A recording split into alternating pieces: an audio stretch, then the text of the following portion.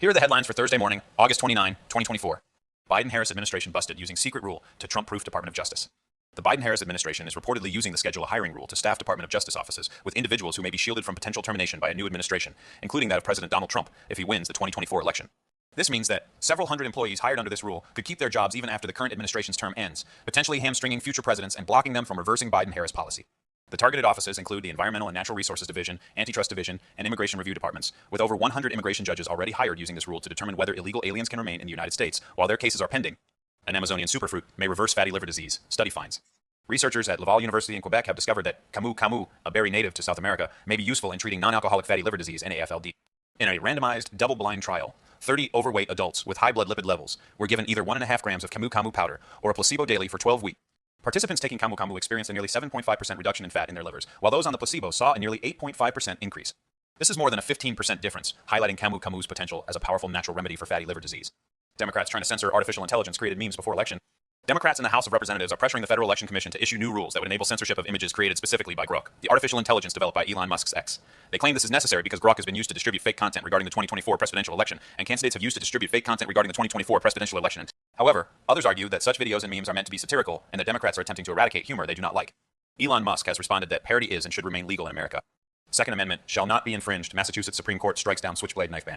The Massachusetts Supreme Court struck down the state's ban on carrying switchblade knives, finding it violates the United States Constitution's Second Amendment right to bear arms. The case was brought by David Kinjura, who was arrested in 2020 after a domestic dispute and charged with carrying a dangerous weapon. The court found that Massachusetts officials did not identify any historical bans on switchblades or their historical analog, pocket knives, and therefore the ban is not allowed under a test outlined in a recent United States Supreme Court decision. The justices said that the Second Amendment covers knives, citing the historical use of knives for defense throughout United States history. Dollar General shares crash after earnings miss and outlook slashed on financially constrained core consumer. Dollar General Corp shares plummeted 23.5% to hit levels not seen since early 2018 in pre-market trading following a disappointing second quarter earnings report. The nation's largest discount retailer missed Wall Street's profit and sales expectations and slashed its full-year forecast, warning that its core customers feel financially constrained due to elevated inflation and high interest rates. These are the countries with the highest wealth per person. Global wealth increased by 4.2% in 2023 as global stock markets rebounded and inflation eased, with Europe, the Middle East, and Africa achieving the strongest wealth growth at an average of $166,000 per adult. The United States accelerated at roughly half this rate at 2.5% annually, with an average wealth of $146,000 per adult. Switzerland ranked first overall in average wealth per person, increasing from $685,226 to $709,612 between 2022 and 2023. However, when looking at median wealth as a more representative measure of wealth distribution, Luxembourg sits at the top, with roughly 16% of its population being millionaires compared to a global average of 1.5% across 56 countries analyzed. Toxic homes for sale, how California's illegal marijuana industry ruins houses. California woman, Acares, purchased a 5-bedroom house in the Antelope Valley for $535,000, $15,000 below asking price, only to discover that the previous owners had used it as a marijuana grow operation. The house's electrical system is damaged, and the city inspector pointed out a converter wired to steal electricity and stains on the bathroom ceilings from burned chemicals. Acares' daughter relies on a machine to help her breathe, which requires constant power, but the house's electrical issues make it difficult to maintain a steady supply of oxygen. Underreported polling suggests Donald Trump is poised to win Pennsylvania. Donald Trump is poised to win Pennsylvania in the 2024 presidential election, according to recent polling trends. In the past two presidential elections, Hillary Clinton and Joe Biden led in Pennsylvania by significant margins, but ultimately lost or won by less than a point. This cycle, however, Trump has led in 13 of 17 polls released in Pennsylvania, with an average lead of over 3 points. Factors contributing to Trump's strong performance include shy Trump voters who are no longer hesitant to express their support and regional biases that favor the Republican Party. Additionally, Trump is leading among voters on key issues like the economy, which is ranked as the top issue by over 50% of Pennsylvanians. Saudi Arabia outraged at Ben-Gvir's call to build synagogue over Al-Aqsa Mosque. Israeli National Security Minister Itamar Ben-Gvir sparked controversy by calling for the construction of a synagogue atop the Al-Aqsa Mosque in Jerusalem, one of Islam's holiest sites. The remarks were met with widespread condemnation from Muslim-majority countries, including Saudi Arabia, which strongly rejected Ben-Gvir's extremist and inflammatory statements. The Saudi kingdom emphasized the need to respect the historical and legal status quo of the Al-Aqsa Mosque, and renewed its call for the international community to hold Israeli officials accountable for their action. Other governments in the region, such as Turkey, also denounced Ben-Gvir's remarks, with some warning that they could lead to broader conflict. Ukraine's new long-range weapon won't be the Wunderwaffe that some imagine. The Ukrainian government is promoting the development of a new long-range missile called Paleonitsia, which has a range equivalent to the American ATACMS system. While Ukraine claims that it was developed indigenously, it is likely that Western military technical specialists contributed to its production. The real significance of the Paleonitsia is not its tactical purpose, but rather its role in pressuring Western countries, particularly the United States, to lift restrictions on using their weapons to strike deep inside Russian territory. Ukraine wants policymakers and the public to believe that the Paleonitsia has already been used without triggering a strong Russian response, thereby justifying the easing of those restrictions on American arms. Turley, Zuckerberg's censorship admission is more contrived than contrite. Meta CEO Mark Zuckerberg admitted that his company, Facebook, yielded to pressure from the Biden-Harris administration to censor American citizens on a wide array of subjects. This admission came after years of concealing evidence of its work with the government to suppress opposing views. The House Judiciary Committee compelled Facebook to release documents which revealed coordination and pressure from the government. Zuckerberg expressed regret for not speaking out sooner, but this apology is seen as insincere, given his company's history of censorship and efforts to sell Americans on content moderation. Support for alternative for Germany surges in Germany after knife attack leaves 3 dead. A Syrian asylum seeker has turned himself in after claiming responsibility for a knife attack that left 3 dead and 8 wounded at a festival in Solingen, Germany. The attack comes ahead of regional elections in eastern Germany, where the anti-immigration Alternative for Germany party is expected to do well. The party's strong showing could lead to a difficult or impossible coalition government without them.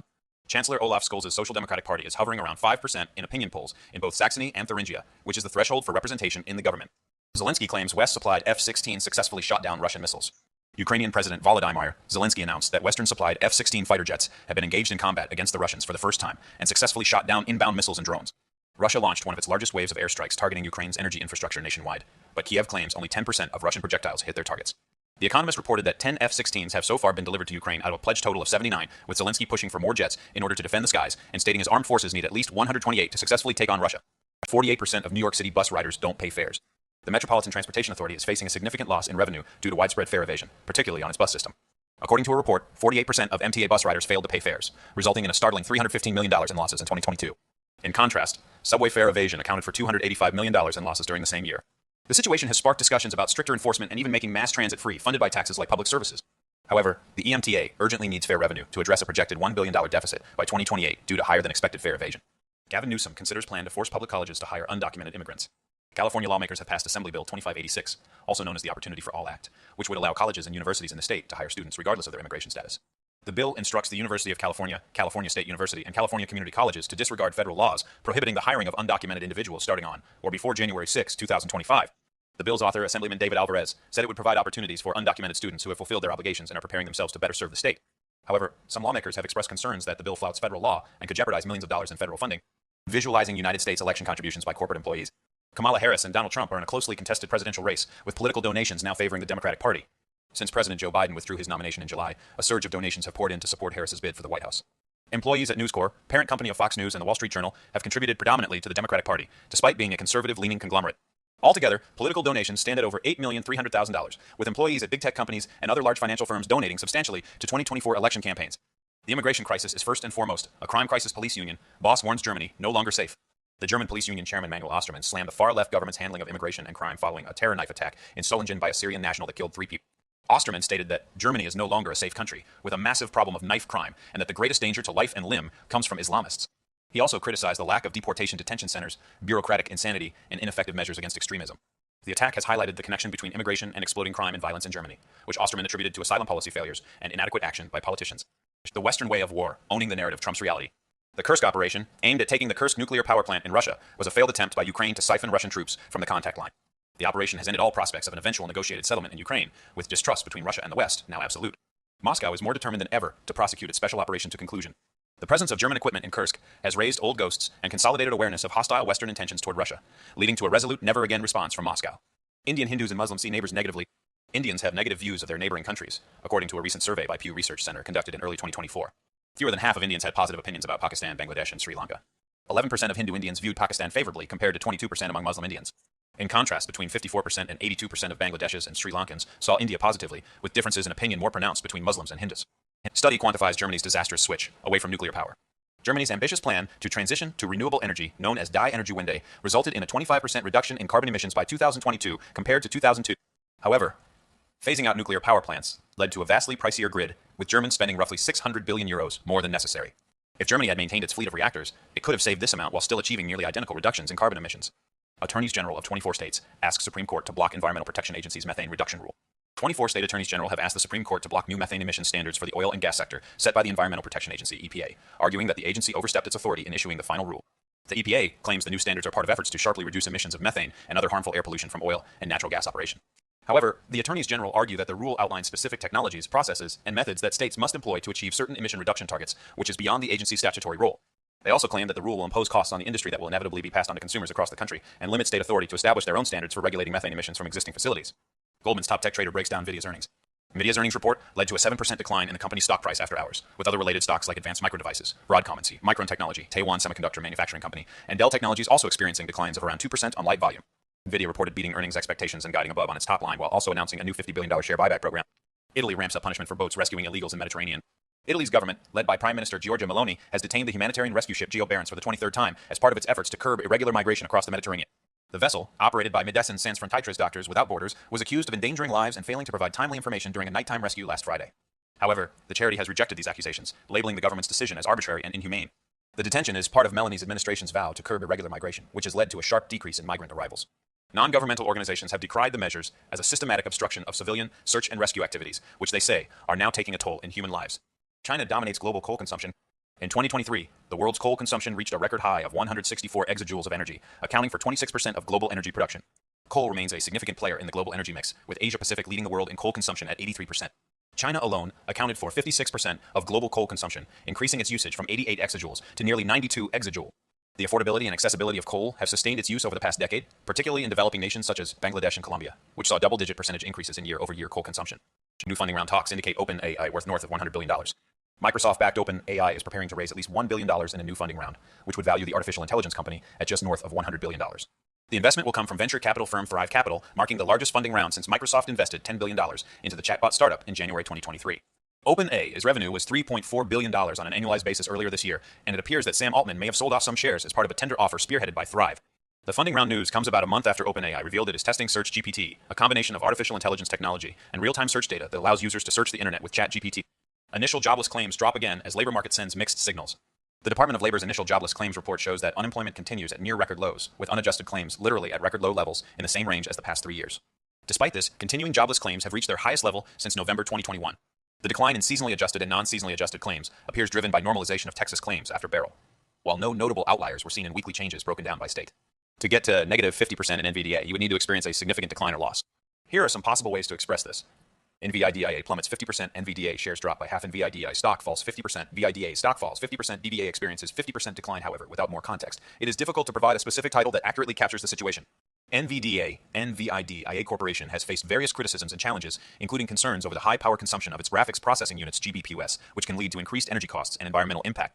Additionally, some users have reported issues with the company's customer support, citing long wait times and unhelpful responses. Furthermore, NVIDIA has been involved in controversies surrounding the use of artificial intelligence for military purposes, sparking debates about the ethics of AI development. Is Tesla at risk from Marco Rubio's push to blacklist Chinese battery firm Contemporary Amperex Technology Limited? United States Senator Marco Rubio and United States Representative John Molinar have written a letter to the United States Department of Defense Secretary Lloyd Austin urging him to immediately place Chinese battery giant Contemporary Amperex Technology Company Limited CATL on the Section 1260 list, also known as the blacklist, due to its deep ties to the Chinese to Rubio stated that relying on CATL batteries threatens national security by making the United States dependent on communist China for energy infrastructure. A Bloomberg supply chain analysis reveals that CATL's top customers include major automakers such as Tesla, Volkswagen, and Honda, with about half of its shipments ending up in the United States. If the Department of Defense blacklists CATL, it could impact Tesla's battery supply chain and its reliance on CATL. Futures rebound from NVIDIA earnings slide. Yesterday's market performance in Europe was robust, with the STOXX 600 closing just 0.78% beneath its all-time high, while Germany's DAX ended the day 0.46% below its record. The optimism extended to sovereign bonds, with yields on 10-year bunds, OATS, and BTIPs moving lower. Today, attention turns to Europe as flash HICP prints for August are released for Germany and Spain ahead of tomorrow's Euro area release. These will be important for the European Central Bank ECB, which is expected to cut interest rates in September, but may consider a second cut at its October meeting depending on inflation data. What's sanctions? China imports record amount of Iranian oil. China's imports of Iranian oil are set to reach a record 1,750,000 barrels per day this month, surpassing the previous peak of 1,660,000 barrels per day set in October 2023. Shipments into Rizal and Dalian have significantly increased, with flows into Lanqiao, Rizal, and Dalian almost doubling to 342,000 barrels per day and 132,000 barrels per day, respectively. Chinese refiners are seeking cheaper Iranian oil due to lower margins caused by an economic slowdown, with some buying record amounts of crude from Iran despite official data showing no purchases since June 2022.